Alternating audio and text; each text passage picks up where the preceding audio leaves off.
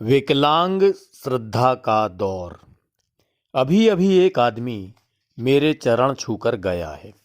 मैं बड़ी तेजी से श्रद्धेय हो रहा हूँ, जैसे कोई चलतू औरत शादी के बाद बड़ी फुर्ती से पतिव्रता होने लगती है। यह हरकत मेरे साथ पिछले कुछ महीनों से हो रही है कि जब तब कोई मेरे चरण छू लेता है। पहले ऐसा नहीं होता था। हाँ, एक बार हुआ था, पर वह मामला वहीं रफा दफा हो गया। कई साल पहले एक साहित्यिक समारोह में मेरी ही उम्र के एक सज्जन ने सबके सामने मेरे चरण छू लिए। वैसे चरण छूना अश्लील कृत्य की तरह अकेले में ही किया जाता है, पर वह सज्जन सार्वजनिक रूप से कर बैठे तो मैंने आसपास खड़े लोगों की तरफ गर्व से देखा। तिलचट्टो, देखो मैं श्रद्धेय हो गया। तुम घिसते रहो कलम। पर तभी उस श्रद्धालु ने मेरा पानी उतार दिया। उसने कहा, अपना तो नियम है कि गौ, ब्राह्मण, कन्या के चरण जरूर छूते हैं। यानी उसने मुझे बड़ा लेखक नहीं माना था, ब्रह्मन माना था। श्रद्धेय बनने की मेरी इच्छा तभी मर गई थी। फिर मैंने श्रद्धेयों की दुर्गति भी देखी। मेरा एक साथी पीएचडी के लिए रिसर्च कर रहा था।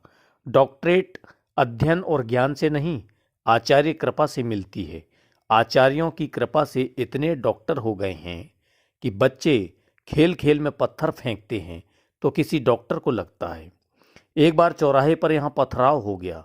5 घायल अस्पताल में भर्ती हुए और वे पांचों हिंदी के डॉक्टर थे। नर्स अपने अस्पताल के डॉक्टर को पुकारती, डॉक्टर साहब, तो बोल पड़ते थे ये हिंदी के डॉक्टर। मैंने खुद कुछ लोगों के चरण छूने के बहाने उनकी टांग खींची है। लंगोटी धोने के बहाने लंगोटी चुराई है। श्रद्धेय बनने की भयावहता मैं समझ गया था, वरना मैं समर्थ हूं अपने आप को कभी का श्रद्धेय बना लेता। मेरे ही शहर में कॉलेज के एक अध्यापक थे। उन्होंने अपनी नेम प्लेट पर खुद ही आचार्य लिखवा लिया था। मैं तभी समझ गया था कि इस फूहड़पन में महानता के लक्षण हैं। आचार्य बंबई वासी हुए और वहां उन्होंने अपने को भगवान रजनीश बना डाला। आजकल वह फूहड़ से शुरू करके मान्यता प्राप्त भगवान हैं। मैं भी अगर नेम प्लेट में नाम के आगे पंडित लिखवा लेता तो कभी का पंडित जी कहलाने लगता। सोचता हूं, लोग मेरे चरण अब क्यों छूने लगे हैं। यह श्रद्धा एकाएक कैसे पैदा हो गई। पिछले महीनों में मैंने ऐसा क्या कर डाला।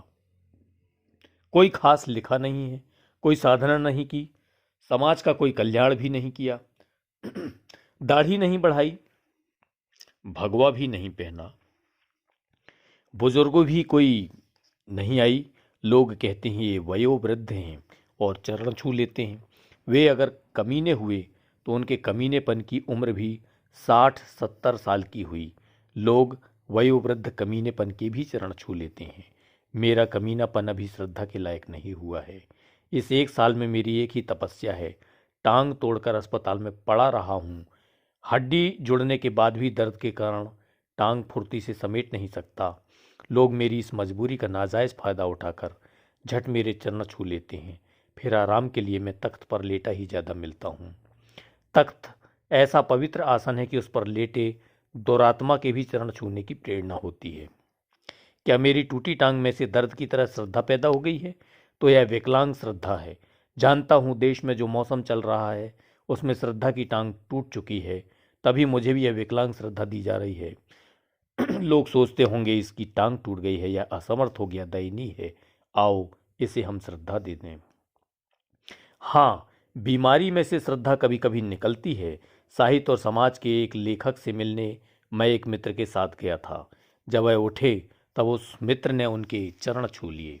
बाहर आकर मैंने मित्र से कहा, यार तुम उनके चरण क्यों छूने लगे। मित्र ने कहा, तुम्हें पता नहीं, उन्हें डायबिटीज़ है। अब डायबिटीज़ श्रद्धा पैदा करे तो टूटी टांग भी कर सकती है, इसमें कुछ अटपटा नहीं है। लोग बीमारी से कौन फायदे नहीं उठाते। मेरे एक मित्र बीमार पड़े थे। जैसे ही कोई स्त्री उन्हें देखने आती वह सिर पकड़कर कराहने लगती। स्त्री पूछती, क्या सिर में दर्द है। वे कहते, हाँ सिर फटा पड़ता है। स्त्री सहज ही उनका सिर दबा देती। उनकी पत्नी ने ताड़ लिया, कहने लगी, क्यों जी, जब कोई स्त्री तुम्हें देखने आती तभी तुम्हारा सिर क्यों दुखने लगता है। उसने जवाब भी माकूल दिया, कहा, तुम्हारे प्रति मेरी इतनी निष्ठा है कि पर स्त्री को देखकर मेरा सिर दुखने लगता है। जान प्रीत रस इतने ही माही। श्रद्धा ग्रहण करने की भी एक विधि होती है। मुझसे सहज ढंग से अभी श्रद्धा ग्रहण नहीं होती, अटपटा जाता हूँ। अभी पार्ट टाइम श्रद्धेय ही हूँ। कल 2 आदमी आए।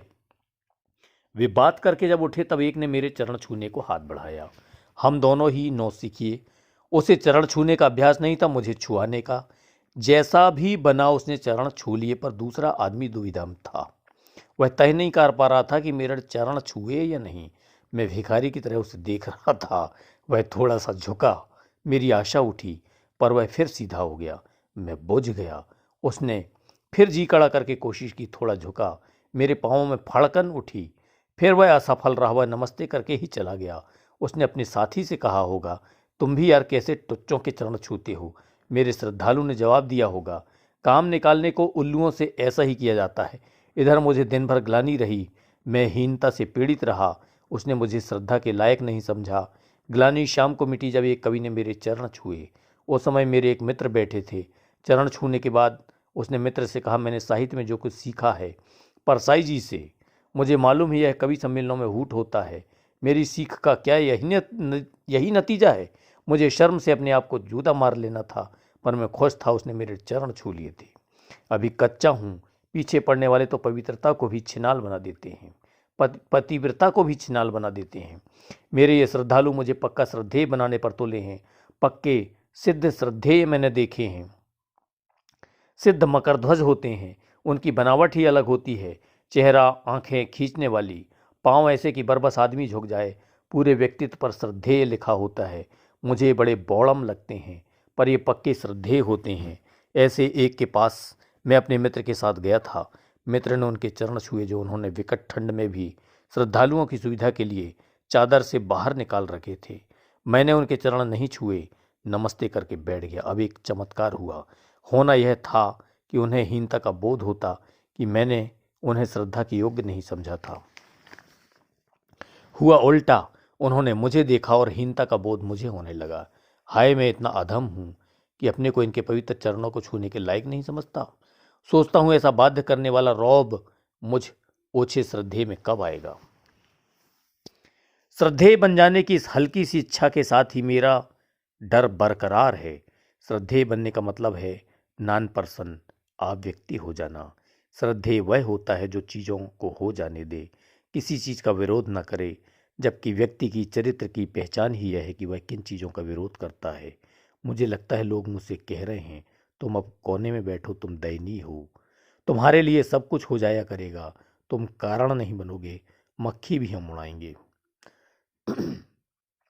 और फिर श्रद्धा का यह कोई दौर है देश में? जैसा वातावरण है उसमें किसी को भी श्रद्धा रखने में संकोच होगा। श्रद्धा पुराने अखबार की तरह रद्दी में बिक रही है। विश्वास की फसल को तुषार मार गया। इतिहास में शायद कभी किसी जाति को इस तरह श्रद्धा और विश्वास से हीन नहीं किया गया होगा। जिस नेतृत्व पर श्रद्धा थी उसे नंगा किया जा रहा है। जो नया नेतृत्व आया है वह उतावली में अपने कपड़े खुद उतार रहा है। कुछ नेता तो अंडरवियर में ही हैं। कानून से विश्वास गया, अदालत से विश्वास छीन लिया गया। बुद्धिजीवियों की नस्ल पर ही शंका की जा रही है। डॉक्टरों को बीमारी पैदा करने वाला सिद्ध किया जा रहा है। कहीं कोई श्रद्धा नहीं, विश्वास नहीं। अपने श्रद्धालुओं से कहना चाहता हूँ, यह चरण छूने का मौसम नहीं, लात मारने का मौसम है। मारो एक लात और क्रांतिकारी बन जाओ। आप सुन रहे थे परसाई जी द्वारा विरचित व्यंग्य विकलांग श्रद्धा का दौर। सुनने हेतु शुक्रिया, धन्यवाद।